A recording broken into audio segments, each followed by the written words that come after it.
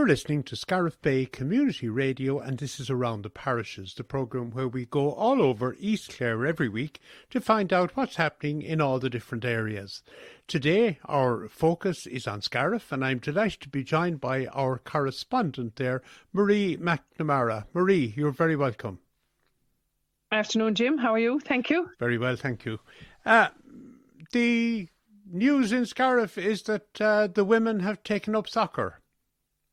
They have, yes. The women that are so busy, Jim, and they still find time for everything else. Yes. Well, women, of course, can multitask, can't they, Marie? Absolutely. I'm glad you said it.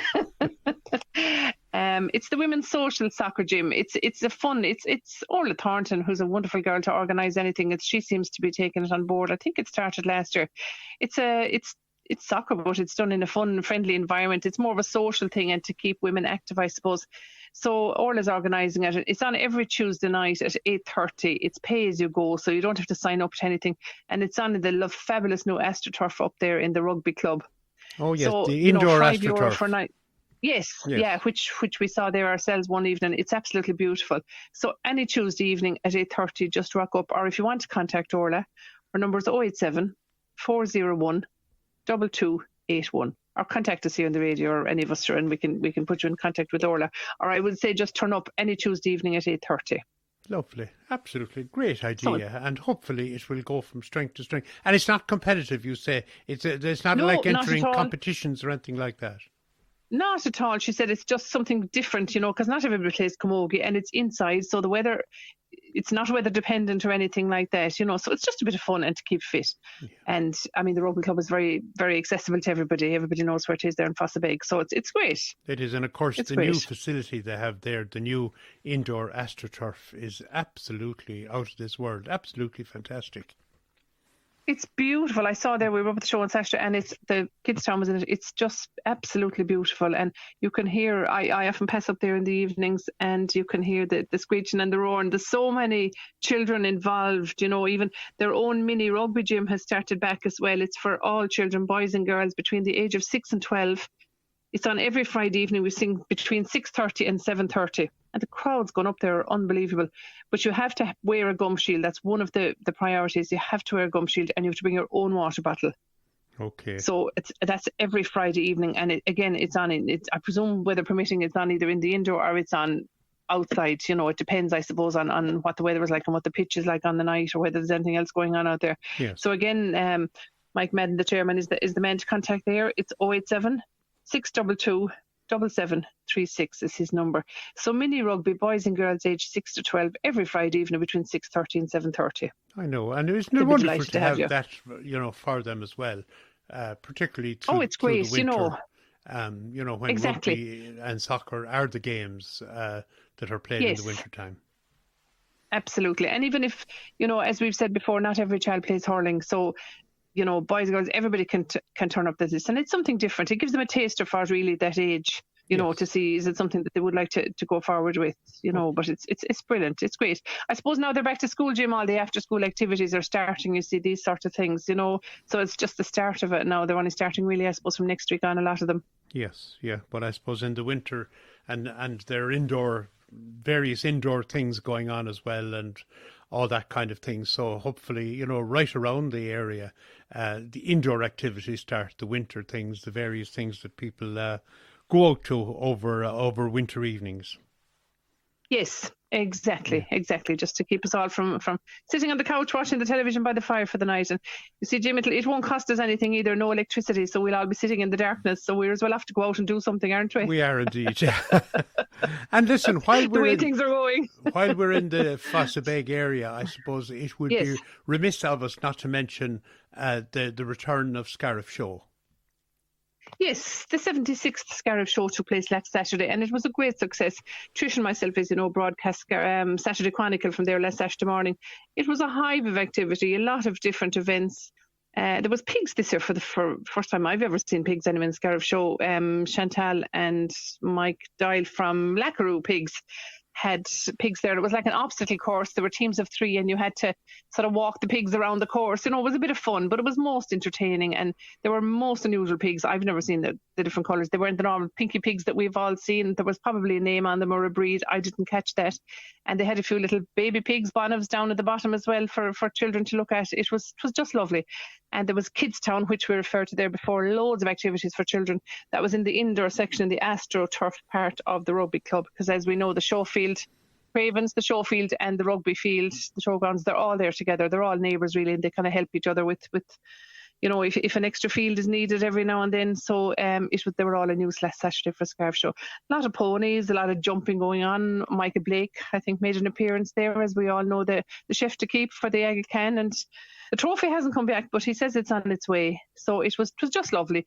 What else? And of course, well done to Tracy Doyle and John Blake, who really, I suppose, they're the co-chairs. They put in a lot of work there with the rest of their committee. Big indoor section as well. We spoke to Becca Doyle from that. She was, very receptive as well to the radio. She came out and she had a chat with us. So it was a lovely day. And you know what? They were so lucky with the weather. Having spoken to both of them during the week, they were really, really nervous about it. And there was talks of a child of plague being put out, whether it was or it wasn't, but it must have worked anyway. Yes. Because I think it held off. I think there was a shower about 4:00, but really that was about it.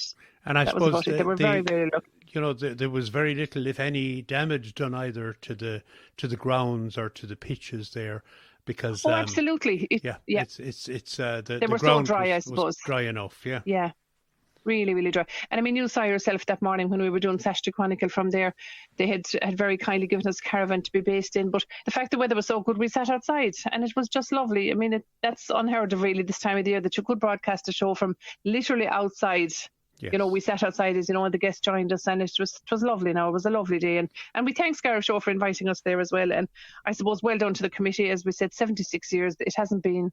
It's missing 2-3 years, I suppose, with COVID. Everything else missed a couple of years, and yes. They missed. They probably would have had a big celebration, I'd imagine, for the 75th show. It would have been a milestone. But unfortunately, like everything else, that didn't come to pass, So onwards and upwards for the show, and I suppose really well done to everybody that's involved. Very good. And I saw you run the rule yourself and Trish on the new Garda uniform. You had first-hand look at it with Declan on Saturday morning. Sergeant Declan O'Keefe, I mean, we've all heard that the Gardaí had no uniforms and probably saw them in the newspapers, but he modelled it for us anyway, Jim, in the flesh, as it were, on Saturday morning. And lovely. We were saying to his wife, there's probably a lot less ironing in it now because there's none of the starched shirts or anything like that. It's more of a polo shirt, more casual, but still very, very professional looking, is that the word? And new high-vis jackets and everything. And the Gardaí are always very, very good, as you know, to talk to the public and to have a chat. And he had a visible presence there for most of the morning, as far as I'm aware, and had a chat with everybody, so it was lovely. Lovely. And listen, talk about winter activities, but darts are on the way back as well in the Scariff area. They are, and they have a very visible presence because there's a hive of activity going on, and fair play to Ger Power. He's the main. He's Mr. Dartsman, I think, in all of East Clare. He's such a wonderful organiser, and he has roped in so many people, and people probably that never played darts before in the last couple of years have taken up darts. There's a women's team. Some of them have represented Clare, the same as the men in their different. Yeah, we've interviewed groups, them on the radio. Absolutely, yeah, and it's just wonderful.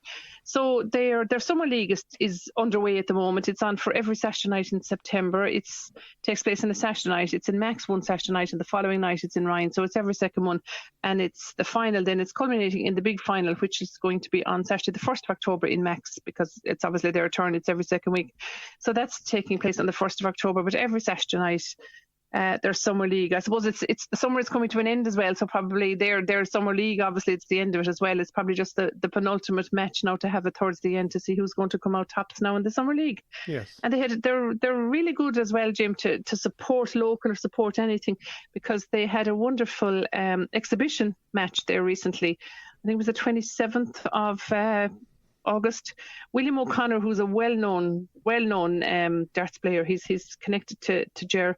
He played John O'Shea in Ryan's Bar. I think it was on the 27th. A huge crowd, finger food raffle, the whole lot, and all proceeds went to Limerick Suicide Watch. Lovely. So it was just, I mean, it's a very worthwhile organisation, Limerick Suicide Watch, and all funds raised on the night. I presume the guys were invited to come. The fact that they would be so well known and the Ger knows them. I think they've been before. I know William O'Connor has definitely been before anyway, and it draws such a crowd. And there was a prize for the best darts jersey and everything, and there was a local child apparently got to play something, and then there was a raffle for people that coming in the night, and I think that particular child as well, his name came out for the raffle and he won something like that as well. Was it a set of darts or something? So yes. It's for young and old darts, as we know outside the radio studio upstairs in Scariff Bay Community Radio there in the J complex. There is they have it all set up for the junior darts, so that obviously they're not going into licensed premises. So it's very, very strong in East Clare, and all of that goes down to Ger Power and his helpers really. Great. Well, more power to him, no pun intended, and hopefully it'll go from strength to strength as the year goes on. Yes, definitely. Yeah. Okay, Marie, listen, there's an awful lot there in a very short space of time. So hopefully we wish all the ladies well in the social soccer and the mini rugby and the darts and, of course, the show that we've just had. So, as you say, things are up and the up again. It's onwards and upwards following, a few years where we could do nothing and where we had to stay at home and we dreamed about the various activities that we used to get up to.